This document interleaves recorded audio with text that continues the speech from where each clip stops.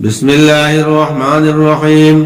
হযরত মুআবিয়া রাদিয়াল্লাহু তাআলা আনহু বলেন, আমি রাসূলুল্লাহ সাল্লাল্লাহু আলাইহি ওয়াসাল্লামকে ইরশাদ করিতে শুনিয়াছি, যে মুয়াজ্জিন কিয়ামতের দিন সর্বাপেক্ষা লম্বা গাড়ওয়ালা হইবে। মুসলিম শরীফ।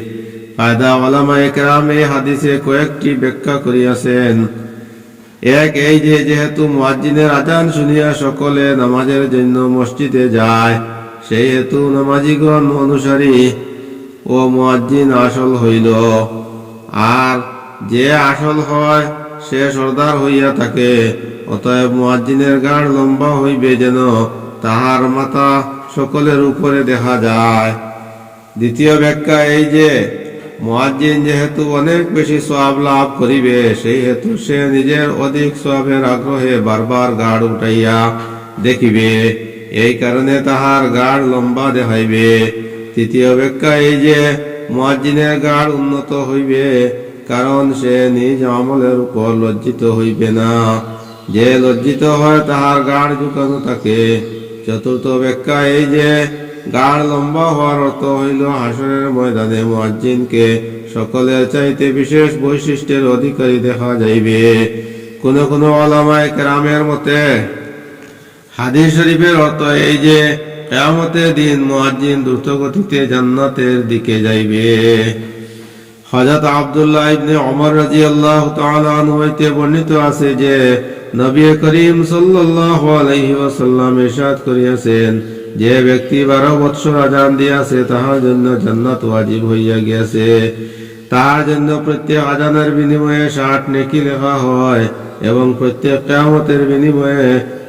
একামতের বিনিময়ে 30 নেকি লেখা হয়। হযরত আব্দুল্লাহ ইবনে ওমর রাদিয়াল্লাহু তাআলা আনহু হইতে বর্ণিত আছে যে রাসূলুল্লাহ সাল্লাল্লাহু আলাইহি ওয়াসাল্লাম ইরশাদ করিয়াছেন, 3 ব্যক্তি এমন আছে যাহাদের জন্য কিয়ামতের কঠিন পেরেশানির ভয় নাই। তাহাদের কোনো হিসাব কিতাব দিতে হইবে না যতক্ষণ পর্যন্ত সমস্ত মাখলুক তাহাদের হিসাব কিতাব হইতে অবসর হইবে, ততক্ষণ তাহারা মেশকে টিলার উপর ভ্রমণ করিয়া বেড়াইবে। এক, সেই ব্যক্তি আল্লাহর সন্তুষ্টি লাভের জন্য কোরআন পড়িয়াছে এবং এমন ভাবে ইমামতি করিয়াছে যে মুক্তাদিগণ তাহার প্রতি সন্তুষ্ট রহিয়াছে। দ্বিতীয়, সেই ব্যক্তি যে আল্লাহর সন্তুষ্টির জন্য লোকদেরকে নামাজের জন্য ডাকে। তৃতীয়, সেই ব্যক্তি যে নিজের রবের সহিত ভালো সম্পর্ক রাখিয়াছে এবং নিজ অধীনস্থ লোকেদের সহিত ভালো সম্পর্ক রাখিয়াছে। হযরত আব্দুল্লাহ ইবনে ওমর রাদিয়াল্লাহু তাআলা আনহু হইতে বর্ণিত আছে যে রাসূলুল্লাহ সাল্লাল্লাহু আলাইহি ওয়াসাল্লাম ইরশাদ করিয়াছেন, 3 প্রকারের লোক কিয়ামতের দিন মেশকের টিলার উপর অবস্থান করিবে। পরবর্তী ও পূর্ববর্তী সকল মানুষ তাহাদের প্রতি ঈর্ষান্বিত হইবে। এক, সেই ব্যক্তি যে প্রত্যহ 5 ওয়াক্ত নামাজের জন্য আযান দিত।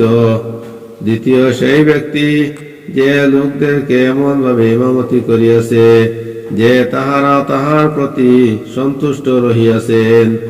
তৃতীয়, সেই গোলাম যে আল্লাহ তাআলার হক আদায় করিয়াছে, আবার আপন মনিবের হক আদায় করিয়াছে। তিরমিজি শরীফ।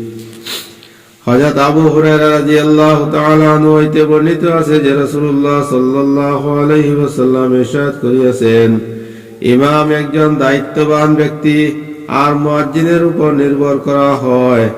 আয় আল্লাহ, ইমামদের পথ প্রদর্শন করুন আর মুয়াজ্জিনদের মাগফিরাত করুন। আবু দাউদ শরীফ। ফায়দা, ইমাম দায়িত্ববান হওয়ার অর্থ এই যে ইমামের উপর যেমন তাহার নিজের নামাজের দায়িত্ব আছে, তেমনি মুক্তাদিদের নামাজেরও দায়িত্ব রহিয়াছে। কাজে ইমামের জন্য যথাসম্ভব জাহিরি ও বাতুনি ভাবে উত্তম রূপে নামাজ পড়ার চেষ্টা করা উচিত। এই জন্য রাসূলুল্লাহ সাল্লাল্লাহু আলাইহি ওয়াসাল্লাম হাদিস শরীফে তাহাদের জন্য দোয়া করিয়াছেন। মুয়াজ্জিনের উপর নির্ভর করা হয় এর অর্থ এই যে লোকেরা নামাজ রোজার সময়ের ব্যাপারে তাহার উপর আস্থা রাখিয়াছে, কাজেই মুয়াজ্জিনের জন্য সঠিক সময়ে আযান দেওয়া উচিত। যেহেতু কখনো কখনো আযানের সময়ের ব্যাপারে মুয়াজ্জিনের দ্বারা ভুল হইয়া যায়, সেই হেতু রাসূলুল্লাহ সাল্লাল্লাহু আলাইহি ওয়াসাল্লাম তাহার জন্য মাগফিরাতের দোয়া করিতেছেন। হযরত জাবির রাদিয়াল্লাহু তাআলা আনহু বলেন, আমি রাসূলুল্লাহ সাল্লাল্লাহু আলাইহি ওয়াসাল্লামকে ইরশাদ করিতে শুনিয়াছি যে শয়তান যখন নামাজের আযান শুনে তখন সে রাওহা নামক স্থান পর্যন্ত দূরে চলিয়া যায়। হযরত সুলাইমান আলাইহিস সালাতু ওয়াসসালাম বলেন, আমি হযরত জাবির রাদিয়াল্লাহু তাআলা আনহু এর নিকট রাওহা নামক স্থান সম্পর্কে জিজ্ঞাসা করিলে তিনি বললেন, উহা মদিনা হইতে 36 মাইল দূরে অবস্থিত। হযরত আবু হুরায়রা রাদিয়াল্লাহু তাআলা আনহু হইতে বর্ণিত আছে যে নবী করিম সাল্লাল্লাহু আলাইহি ওয়াসাল্লাম ইরশাদ করিয়াছেন, যখন নামাজের জন্য আযান দেওয়া হয় তখন শয়তান সশব্দে বায়ু ত্যাগ করিতে করিতে পৃষ্ঠ প্রদর্শন করিয়া ভাগিয়া যায়, যেন আযান শুনিতে না হয়। আযান শেষ হইবার পর আবার ফিরিয়া আসে। যখন ইকামত বলা হয় তখন আবার সে ভাগিয়া যায়। ইকামত শেষ হইবার পর নামাজীর অন্তরে ওয়াসওয়াসা দিবার জন্য পুনরায় সে ফিরিয়া আসে। সুতরাং সে নামাজীকে বলে, এই কথা স্মরণ করো, এই কথা স্মরণ করো, এবং এমন এমন কথা স্মরণ করায় যাহা নামাজের পূর্বে নামাজীর স্মরণ ছিল না। অবশেষে নামাজীর ইহাও স্মরণ থাকে না যে কত রাকাত হইয়াছে। হযরত আবু হুরায়রা রাদিয়াল্লাহু তাআলা আনহু বর্ণনা করেন যে রাসূলুল্লাহ সাল্লাল্লাহু আলাইহি ওয়াসাল্লাম ইরশাদ করিয়াছেন, যদি লোকেরা আযান ও প্রথম কাতারের নামাজের সওয়াব জানিত এবং লটারি ব্যতীত আযান ও প্রথম কাতার হাসিল করা না হইত, তবে তারা অবশ্যই লটারি করিত।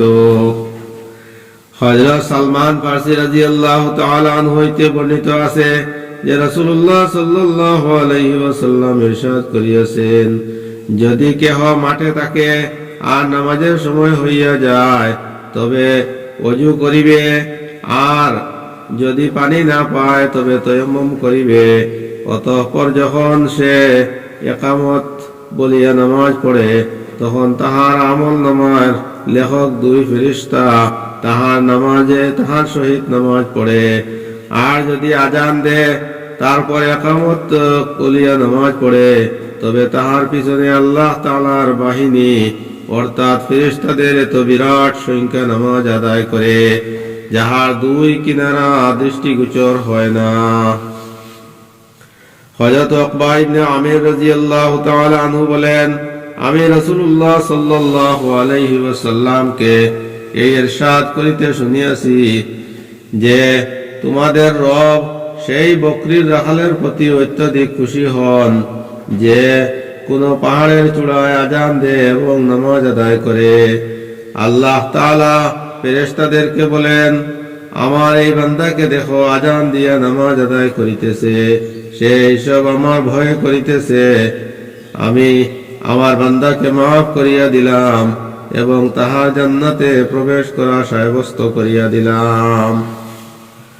হযরত সাহাল ইবনে সাদ রাদিয়াল্লাহু তাআলা আনহু বর্ণনা করেন যে রাসূলুল্লাহ সাল্লাল্লাহু আলাইহি ওয়াসাল্লাম ইরশাদ করিয়াছেন, 2 সময়ে দোয়া ফিরত দেওয়া হয় না, এক আযানের সময়, দ্বিতীয় যখন যুদ্ধ প্রচন্ড আকার ধারণ করে।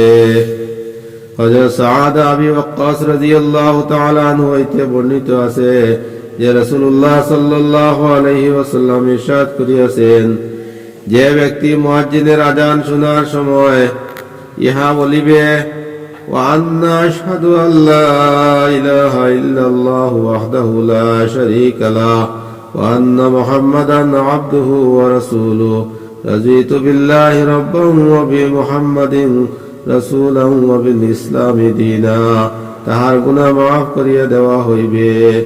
অর্থ, আমি সাক্ষ্য দিতেছি যে আল্লাহ ছাড়া কোনো মাবুদ নাই, তিনি এক, তাহার কোনো শরীক নাই, এবং এই সাক্ষ্য দিতেছি যে হযরত মুহাম্মদ সাল্লাল্লাহু আলাইহি ওয়াসাল্লাম আল্লাহ তাআলার বান্দা ও রাসূল।